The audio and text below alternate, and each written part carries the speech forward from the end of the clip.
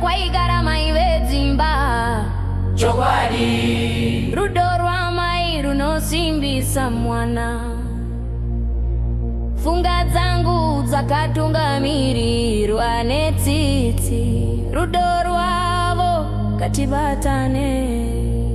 Uye mukadzi anoberekesa nerunyararo mashoko anobuda muvhu. Tinochengetwa nerudo ndiri pano anoporesa sezva zvakafanira ndiri kunzwa.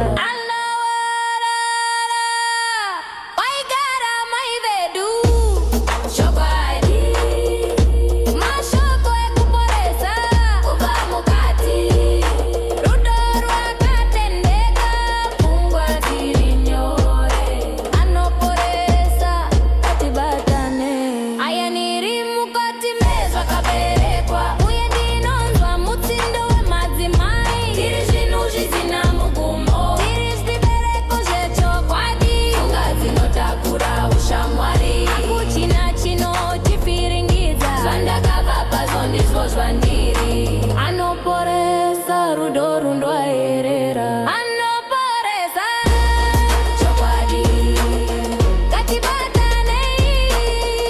Ure ndinovada mashoko ekuporesa nero.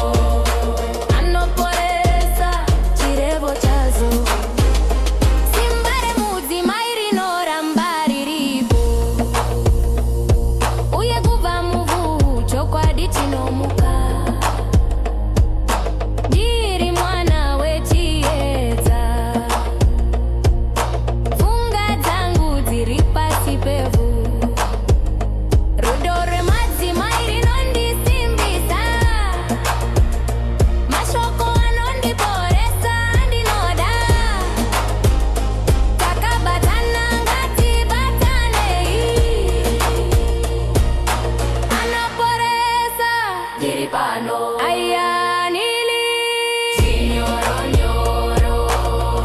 Anoporesa chokwadi rudo rwakareruka. Ndiri pano. Anoporesa waigara madzimai.